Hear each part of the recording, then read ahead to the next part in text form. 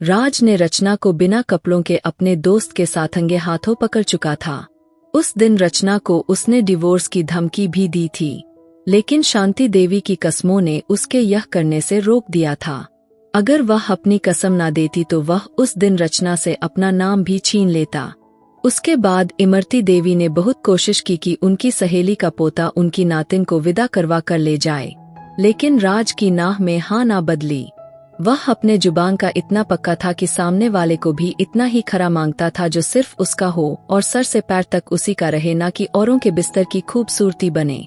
रचना उस दिन नशे की हालत में थी और खुद से कंट्रोल खोकर राज के करीबी दोस्तों के साथ अश्लील व्यवस्था में पाई गई थी और राज ने उसे देख लिया था। अब वह चाहकर भी अपना भरोसा पहले जैसा नहीं कर सकता था। रचना के लिए यह सब नॉर्मल बात थी। वह राज से मोहब्बत तो करती थी, उसे पाने का रचना पर भूत सवार था। उसका जिस्म हासिल करना उसका पहला मकसद था, जिसमें वह हर हाल में नाकाम होती जा रही थी, क्योंकि राज उसे अछूत समझता था। इतना ही उसके लिए पागल होती थी और आज उसी नफरत की वजह से रश्मि को अपनाया था। लेकिन धीरे धीरे उसकी नाजुकी को महसूस करता वह नरम पड़ गया था। अपने जिस्म पर राज के दिए गए निशान को महसूस करती। इस बार रश्मि की सिसकियां गूंजी थी, लेकिन उसमें दर्द का असर कम और सुकून ज्यादा दिखाई दे रहा था, जिसे राज महसूस करते और ज्यादा उसके अंदर समाता चला गया था। वह बेहाल हुई थी। एक एहसास राज के रगों में छा गया था। एक ही झटके से वह उसमें समा गया था। रश्मि तड़प कर रह गई थी। अपनी मोहब्बत को और अपनी जवानी को उसके ऊपर बिखेरता चला गया था। राज की नरमी कहीं खो गई थी। अब पूरे कमरे में दोनों की गहरी सांसें, मदहोशी और सिसकियां थी जो उन दोनों के एक होने का पता दे रही थी। उसको अपने ऊपर करते फिर से अपनी मोहब्बतें उस पर नछावर करने लगा। रश्मि को सांस लेने की भी मोहलत नहीं मिल रही थी। राज की जुनूनियत, वह 18 साल की लड़की सहते सहते बिल्कुल पागल हो चुकी थी। लेकिन राज की जुनूनियत खत्म होने का नाम नहीं ले रहा था, बल्कि और बढ़ती जा रही थी। रश्मि ऐसे जल्दीबाजी के शादी में पूरी तरह से खुश नहीं थी, लेकिन वह नाराज भी नहीं थी। राज उसे पहली नजर में ही एक अच्छा इंसान मालूम पड़ा था, बल्कि एक मसीहा लगा था जो चंद्रबाबू जैसे शैतान से उसे बचा सकता था। और यह सब तभी मुमकिन था जब वह खुद को राज के हवाले कर देती। फिर उसके जिस्म की रक्षा वह खुद करता जब उस पर अपनी मोहर लगाता। राज एक लंबी सांस छोड़ता जिसकी पहचान उसका नाम ही था। वह राज था जो उसके पिता और चंद्रबाबू से टक्कर ले सकता था। यही वजह थी कि वह राज के शादीशुदा होने के बावजूद भी उससे शादी कर बैठी थी, जिसे राज ने जल्दी एक्सेप्ट करते उसे अपनी धर्मपत्नी बना लिया था। राज प्लीज आराम से उसकी मोहब्बतों से निढाल होते हुए आंखें नीचे टूटते बिखरते सांसों में बोली, जिस पर राज की मोहब्बतों ने और ज्यादा बढ़ावा किया। वह बिना किसी बनाव श्रृंगार के वह इतनी खूबसूरत लग रही थी कि वह बिना रुके अपना काबू खोते उसकी जान होठों पर लाता, एकदम उसे तसल्ली देता लंबी सांस छोड़ा था। इधर अगर मुझे वह लड़की ना मिली तो तुम्हारी मौत पक्की है।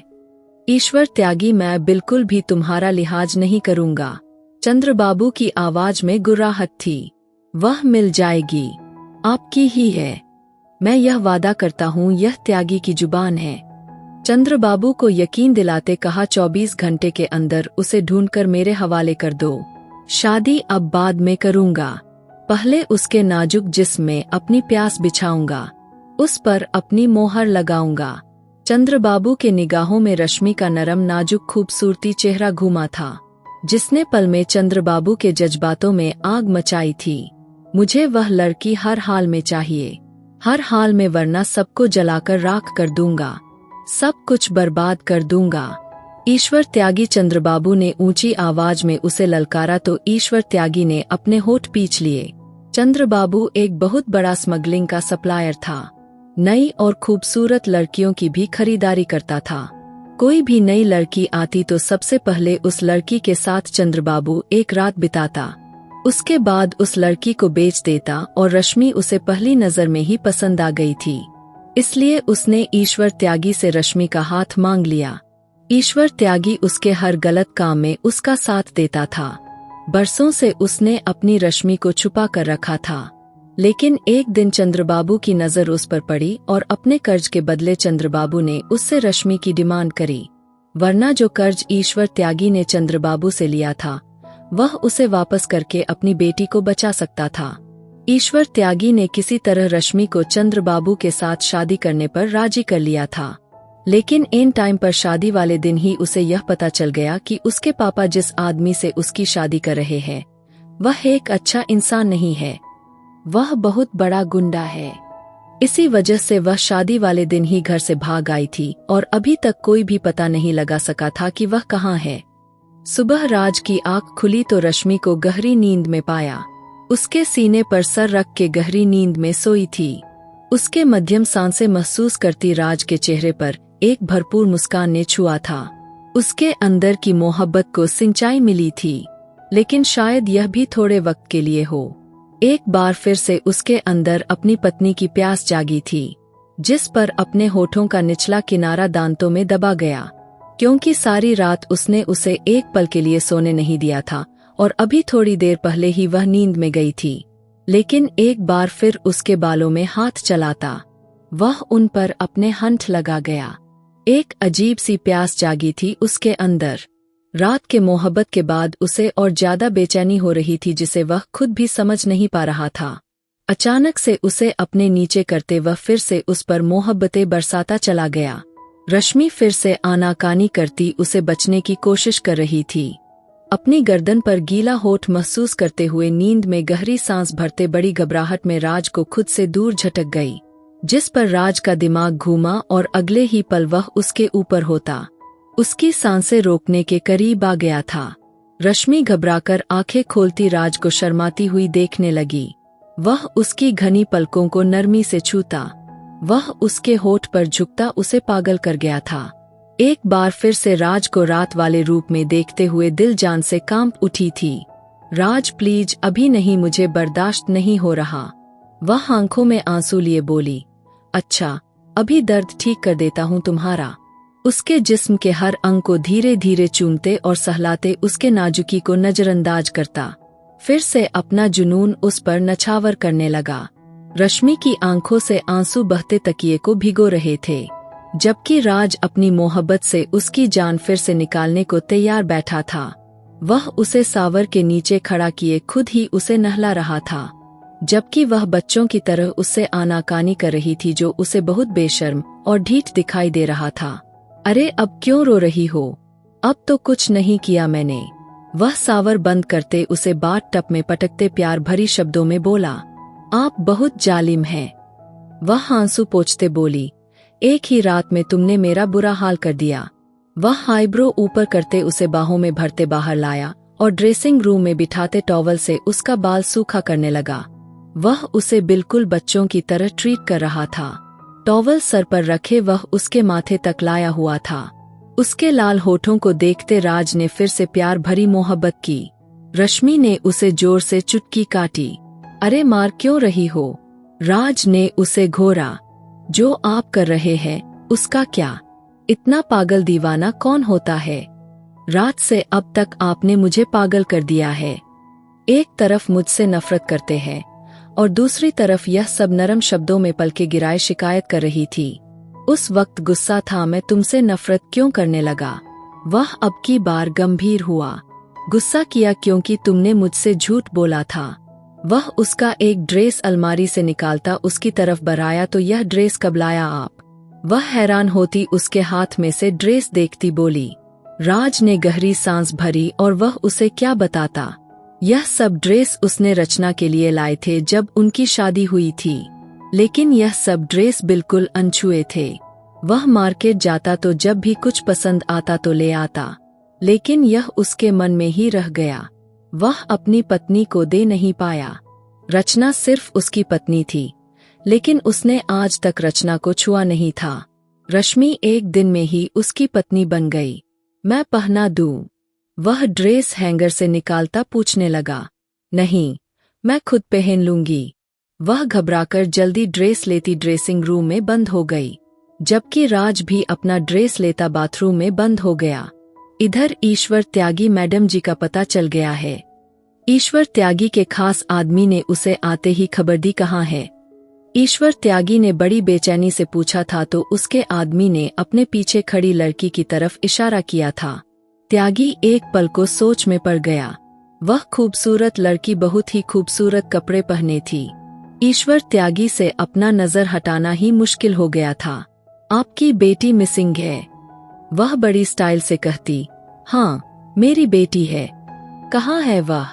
ईश्वर त्यागी की बेचैनी वह लड़की अच्छे से जान सकती थी। मैं बताती हूँ वह लड़की कहाँ है। वह लड़की राज के पास है। वह उसकी अगली बात पर ईश्वर त्यागी के चेहरे का रंग बिल्कुल फीका पड़ गया था। राज उसे अपनी आवाज अब खाई से आती हुई सुनाई दी।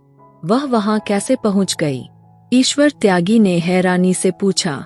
जैसे भी पहुंची, इस बात को छोड़ दो। पहुंच गई है ना, अब उसे वापस लेकर आओ। तभी तुम्हें ईश्वर त्यागी यानी तभी मैं तुम्हें ईश्वर मानूंगी। रचना ने बड़ी मासूमियत से कहा।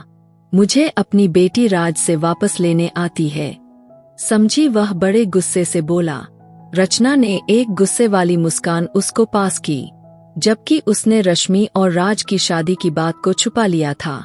वह नहीं चाहती थी ईश्वर त्यागी रश्मि और राज के शादी की बात सुने, रश्मि को वापस ही ना बुलाए।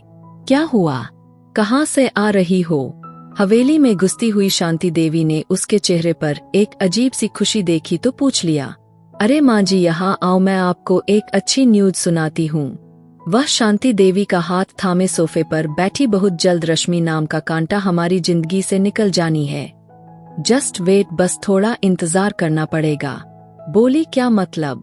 क्या करके आई हो तुम? शांति देवी घबरा गई। माँ जी प्लीज, अब लेक्चर देना मत शुरू हो जाना। उनके शब्द अभी मुंह में ही थे कि राज रश्मि का हाथ थामे उसे लिए डाइनिंग टेबल पर आया। सुबह नाश्ता उन्होंने रूम में किया था और अब खाने के वक्त वह बाहर निकले थे। शांति देवी ने मुंह बनाया लेकिन चुप रही। खाने के बीच थोड़ी थोड़ी नजर राज उचरती निगाह से अपने दुश्मन के रूप में छुपे दोस्ती को देख लेता। उसका अंदाज इस तरह जानलेवा था कि अचानक से रचना को राज की नजरों में अपने लिए जलन महसूस हुई तो खाना खाते खाते उसे हिचकी आने लगी। आप ठीक है? उसके तरफ रश्मि ने पानी का गिलास बढ़ाया और उसकी कमर को सहलाया। राज ने नामे सिर हिलाया कि इतने में नौकर ने आकर किसी ईश्वर त्यागी की आने की खबर दी। राज के चेहरे को एक मुस्कान ने छुआ तो वहीं रश्मि के चेहरे का रंग बिल्कुल उड़ा था। उसने बेकाबू राज की कलाई को दबोच लिया। मैं जब तक ना कहूं तुम बाहर मत आना, वह धीरे से उसके कान में बोलता उठ गया, जबकि रश्मि दिल ही दिल में भगवान का नाम जाप करने लगी थी। राज बाहर हॉल में आया तो ईश्वर त्यागी बेचैनी से चक्कर काट रहा था। कहो ईश्वर त्यागी, कैसे आना हुआ? राज ने सोफे पर बैठते टांग पर टांग जमाए बड़े गुस्से में कहा। मैं यहाँ तुमसे बहस करने नहीं आया, अपनी बेटी लेने आया हूँ। मेरी बेटी को बुलाओ अभी के अभी। ईश्वर त्यागी गुस्से से चिल्लाया था। आवाज नीचे रखकर बात करो। ईश्वर त्यागी, यह तुम्हारा घर नहीं, मेरा घर है, राज का घर। खबरदार, जो आवाज ऊंची की तो हलक से खींच लूंगा तुम्हारी आवाज को। राज गुस्से से दहाड़ा। वह भी ऊंची आवाज में बोला, मेरी बेटी को मेरे हवाले कर दो। ईश्वर भी अपनी डिमांड से पीछे नहीं हटा था। कौन सी बेटी? तुम्हारी बेटी। वह यहाँ जब आई थी तो ईश्वर त्यागी की बेटी थी, अब वह राज की पत्नी है। राज की कड़कदार आवाज पर ईश्वर त्यागी ने अपनी मुट्ठियां जोर से बंद की। नामुमकिन, ऐसा हो ही नहीं सकता। मेरी बेटी मेरे साथ ऐसा बिल्कुल नहीं कर सकती। ईश्वर त्यागी का दिल बुरी तरह से धड़क रहा था। आपकी बेटी न सिर्फ मेरी पत्नी बन चुकी है, बल्कि हमारे बीच एक गहरा संबंध भी जुड़ चुका है। आपके लिए यही अच्छा होगा कि आप यहाँ से अपना रास्ता नापिए। देखो राज, तुम्हारी दुश्मनी मेरे साथ है। मुझे जो करना है मेरे साथ कर सकते हो। मेरी बेटी को बीच में मत डालो, उसे छोड़ दो।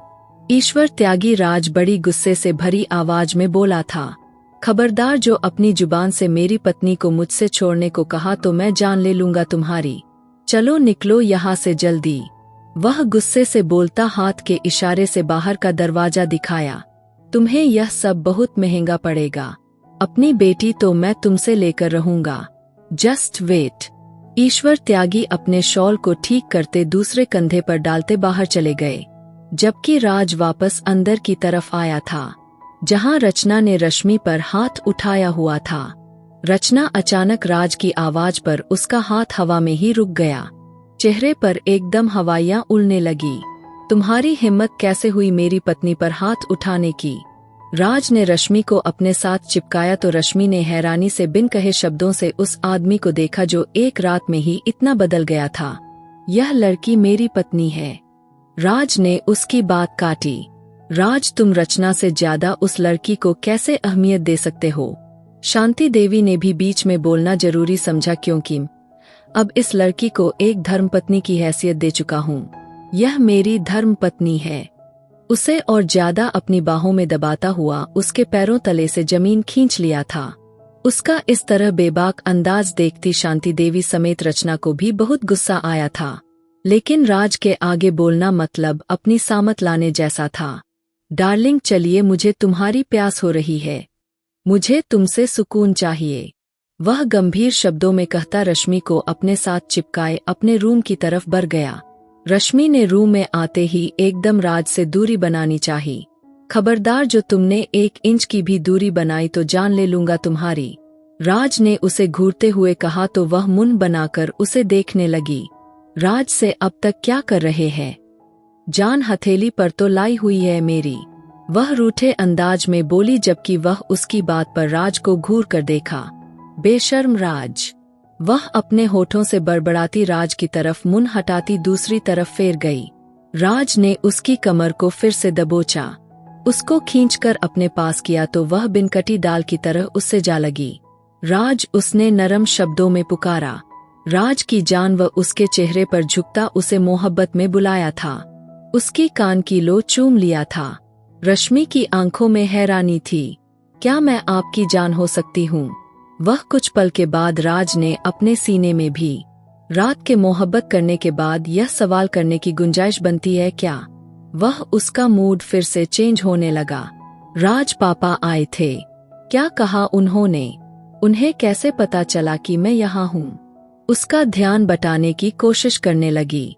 उसकी उस कोशिश पर राज के चेहरे को धीमी मुस्कान ने छुआ, साथ ही उसके होठों पर ताला लग गया।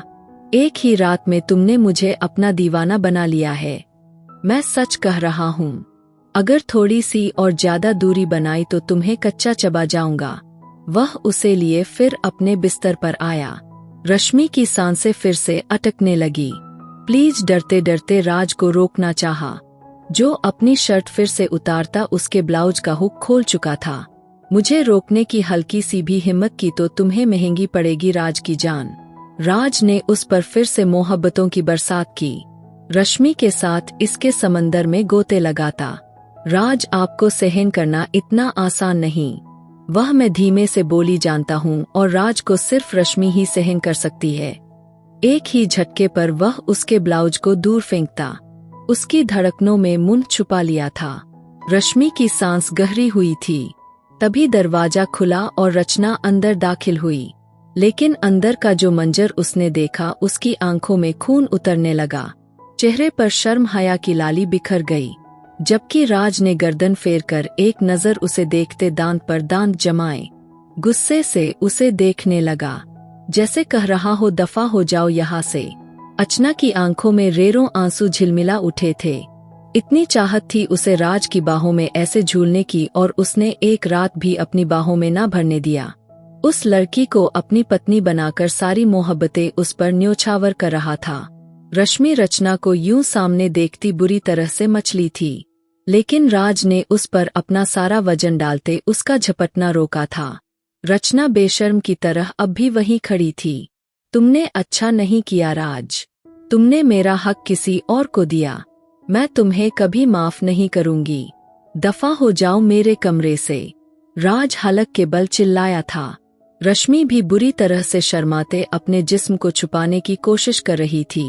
वह दूसरी तरफ रचना बुरी तरह से थरथर कांपने लग गई थी।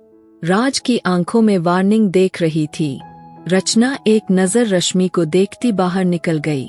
राज ने उठते हुए दरवाजा लॉक किया। वापस रश्मि तक आते कमरे की लाइट भी ऑफ कर गया। जबकि विंडो की रोशनी अंदर आ रही थी, जिसमें से वह ज्यादा तो ना सही लेकिन एक दूसरे को बखूबी देख सकते थे। अपने आप को हर पर्दे से आजाद करता, वह एक बार फिर से रश्मि पर अपना मोहब्बत लुटाया था।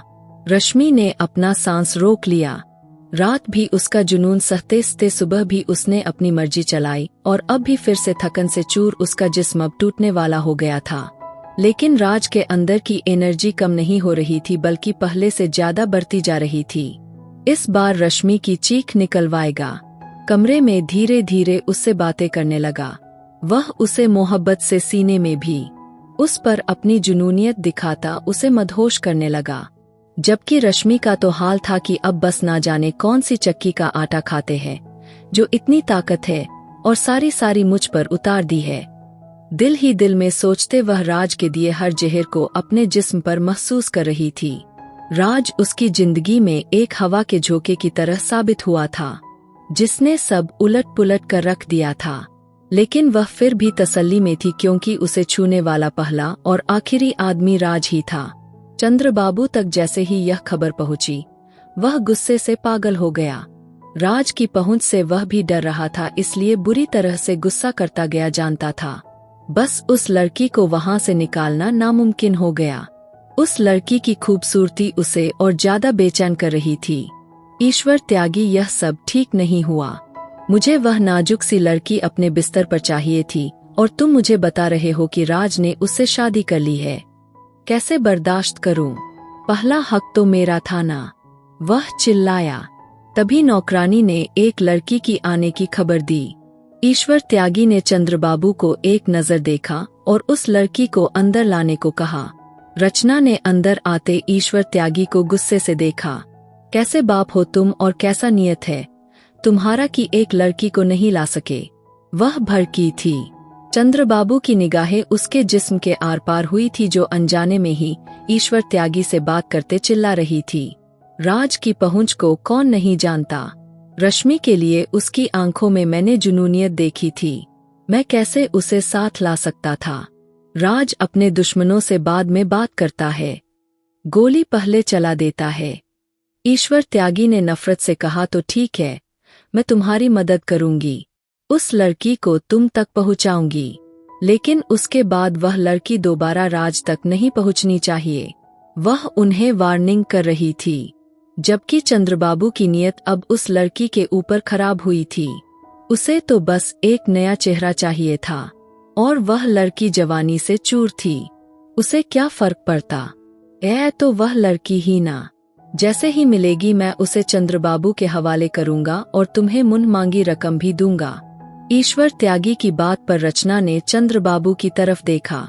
उसे बर्बाद कर देना, उसे कहीं का मत छोड़ना, वे किसी को मुंह दिखाने लायक ना रहे।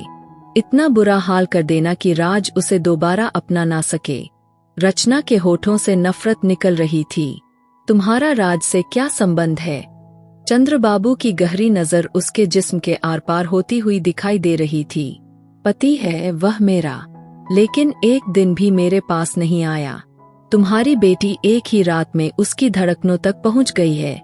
रचना की बात पर चंद्रबाबू की आंखें चमक उठी। रचना के जरिए राज से बदला लेने का सुनहरा मौका लगा था। वह पलटी थी कि चंद्रबाबू ने उसे अपने कब्जे में ले लिया। वह बुरी तरह से बौखला गई, लेकिन चंद्रबाबू ने उसे सोचने समझने का मौका ही नहीं दिया। अपने कंधे पर उठाए अपने बेडरूम में लाया और उसकी चीख कमरे से बाहर तक आ रही थी। उसने उसे बर्बाद कर दिया जिसे वह अपनाना चाहती थी। उसको छोड़कर बाकी सब ने उसे बर्बाद कर दिया था। राज के लायक नहीं थी। रचना के हर अंग को जख्मी करके उससे शारीरिक संबंध बनाए थे और फोन पर राज को वार्निंग दे रहा था, अपनी पत्नी चाहिए तो मेरी रस्म मेरे हवाले कर दो। चंद्रबाबू गुस्से में कहता रोती चिल्लाती रचना को तार तार कर रहा था, जबकि ईश्वर त्यागी सर पकड़े बैठ गया। शाम होने वाली थी, जबकि वह दोनों एक दूसरे से लिपटे गहरी नींद में थे। थोड़ी देर पहले ही सावन लेते हुए वह जोत बत्ती कर चुकी थी, भगवान को सुला चुके थे। राज के नंबर पर कॉल आई थी। उसकी आंख खुली, धीरे से रबसिमी की तरफ देखता जिसका चेहरा बहुत लाल हो रहा था। सर्दी की रात थी और ऐसे में वह 3-4 बार नहा चुके थे। अब वह बिल्कुल हार गई थी। उसके सीने पर सर रखे सो रही थी। राज के होठों को एक मुस्कान ने छुआ। मोबाइल पर कॉल एक बार फिर से आने लगी। राज ने कॉल रिसीव की और आगे से जो खबर उसको सुनने को मिली, उसको लगा उसकी सांसें थम गई हो। आंख मीचे कॉल बंद करता, क्योंकि चंद्रबाबू ने वीडियो कॉल की थी। जिस हाल में रचना थी उसे देखकर उसकी हालत खराब हो रही थी। रचना पूरी तरह जख्मी थी। जो भी था, लेकिन वह अभी भी उसकी पत्नी थी। रश्मि का सर बहुत आराम से तकिए पर रखते खुद जल्दी उठता ड्राइंग रूम में बंद हुआ था। तैयार होता बाहर निकल गया। वहां पहुंचा तो चंद्रबाबू फरार हो चुका था। वह रोते हुए गहरी सांस भरते बोली, राज उसे जल्दी से अस्पताल ले गया। राज ने अपनी शर्ट उतारकर उसके पूरे शरीर को ढकने की कोशिश की। गुस्से से बोली, मुझे मर जाने दो राज, मैं इस सब की खुद जिम्मेदार हूँ। मैं बहुत बुरी हूँ, ना अच्छी बेटी बन सकी ना अच्छी पत्नी। मैं तो अच्छी इंसान भी नहीं बन सकी। रश्मि की इज्जत का सौदा करने आई थी और अपनी इज्जत गवा बैठी। वह दोनों हाथों में अपना चेहरा छुपाए फूट फूट कर रो दी। उसकी बात पर राज ने अपने होंठ बुरी तरह से भी लिए। उसका जी चाहा कि सामने उस लड़की का गला घोट कर मार डाले, लेकिन वह अपने किए की सजा भुगत चुकी थी। धीरे से उसे अपने बाहों में उठाते बाहर लेकर आया। पहली बार राज ने उसे छुआ था, जबकि कई लड़कों के साथ उसका संबंध रह चुका था। रचना ने बड़ी तरसती नजरों से उसे देखा, जिसको पाने के लिए वह कई बिस्तरों तक गई, लेकिन आज उसी के नजरों में बुरी तरह से गिर चुकी थी। और जब उसने छुआ तो वह उसका आखिरी दिन था। अस्पताल पहुंचते कुछ ही देर में रचना ने दम तोड़ दिया था। वह अपनी कर्मों की सजा भुगत चुकी थी। कई दिनों की कोशिश के बाद चंद्रबाबू भी पकड़ा गया था। उसका पूरा टीम पकड़ा गया था। चंद्रबाबू जेल में था और उसको फांसी की सजा सुनाई गई थी। ईश्वर त्यागी ने राज के पास आते उसे माफी मांगी। वह चंद्रबाबू का कर्जदार था, इसलिए उसने यह सब किया था। लेकिन उन्हें खुशी थी कि उनकी बेटी एक सुरक्षित हाथों में पहुंच चुकी थी, जो उसकी रक्षा करना अच्छे से जानता था। रश्मि ने राज की तरफ देखा, जैसे परमिशन मांग रही हो कि वह बाप के गले लग जाए। राज ने उसे घूरा था। उसका अपने सामने किसी और को अहमियत देना भी राज को चुभता था। आप मेरे सगे पिता है, लेकिन कभी मुझे सौतेलेपन का एहसास नहीं होने दिया, सिवाय उन पलों में जब चंद्रबाबू से शादी करने वाले थे। बहुत अकेलापन महसूस किया था मैंने। तब रश्मि की आंखें भीग गई थी तो ईश्वर त्यागी ने उससे माफी मांगी। वे जा चुके थे। रश्मि ने बड़ी आस भरी नजरों से एक सवाल किया, आखिर तुम अपनी पहली पत्नी से इतनी नफरत क्यों करते थे? और जब नफरत करते थे तो फिर शादी क्यों की थी? उसकी दादी की सहेली की नाती थी। इन दोनों की शादी बचपन में ही तय हो गई थी। राज विदेश चला गया था। उस समय इन दोनों के बीच कोई बातचीत नहीं थी। जब राज विदेश से लौटा तब रचना उसे देखकर बहुत खुश हुई थी। रचना और राज का स्टेटस बिल्कुल सेम ही था। रचना शुरू से ही बिगड़े लड़की थी। वह शादी से पहले ही राज के साथ वह सब कुछ कर लेना चाहती थी, लेकिन राज अपना संस्कार नहीं भूला था। वह यह सब नहीं चाहता था। शादी के बाद ही रचना से वह सब कुछ कर सकता था, लेकिन रचना ने बहुत जल्दबाजी की और एक पार्टी का कहकर राज को उसमें बुलाया गया था। उस वक्त रश्मि बिल्कुल नशे में धुत थी। राज के दोस्तों के साथ ही राज को वह बिन कपड़ों के मिली थी। राज के पैरों तले से जमीन निकली थी। शादी को सिर्फ एक हफ्ता बाकी था। हर जगह शादी की शोर थी।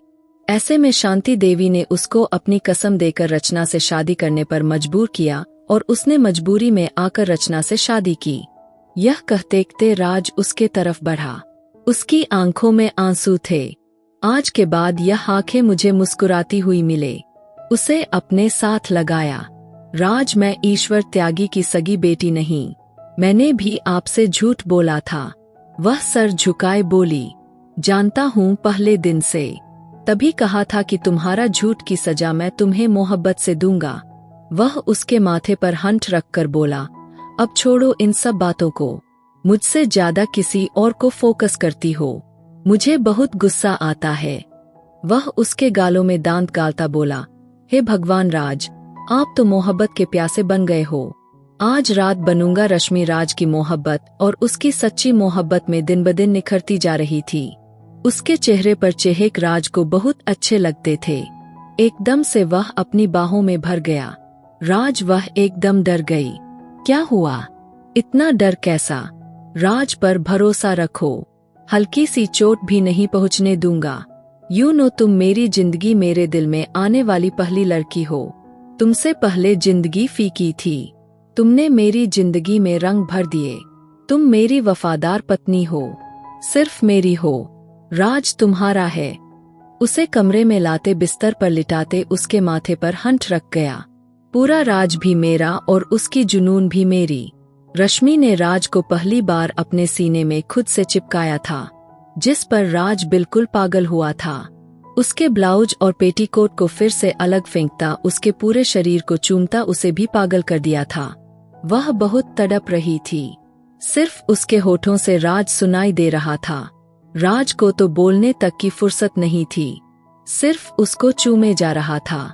फिर रश्मि ने एकदम से उसको अपने सीने से चिपकाकर अपनी सांसों को रोका था और उस रात पूरी रात इसके समंदर में तैरते रहे। शांति देवी ने भी रश्मि को स्वीकार कर लिया था। शादी के ठीक 9 महीने के बाद रश्मि ने राज के बच्चे को जन्म दिया था। वह लड़का था। अब और राज का प्यार रश्मि के लिए दुगना हो गया था। यह था राज और रश्मि की प्रेम कहानी। और मेरी वीडियो आप लोग जहां कहीं से भी देखते हैं, कमेंट में अपने शहर और राज्य का नाम जरूर बताएं। मुझे आप लोगों के कमेंट पढ़ने में बहुत आनंद आता है और उन सभी का मैं बहुत बहुत धन्यवाद करना चाहती हूँ, जो लोग मेरी वीडियो को देखते हैं, लाइक करते हैं और शेयर करते हैं। अगर आपको आज की कहानी पसंद आई है तो वीडियो को जरूर लाइक कीजिएगा और अपने दोस्तों के साथ शेयर भी कीजिएगा। और हाँ, अगर आपने अभी तक हमारे चैनल को सब्सक्राइब नहीं किया है तो जरूर सब्सक्राइब कर लीजिए। मिलते हैं हम अपनी कल की एक और नई दिलचस्प कहानी के साथ। मुझ पर सदा अपना प्यार और स्नेह बनाए रखें। सभी को मेरा प्यार भरा नमस्कार दोस्तों। खुश रहें, स्वस्थ रहें, मस्त रहें।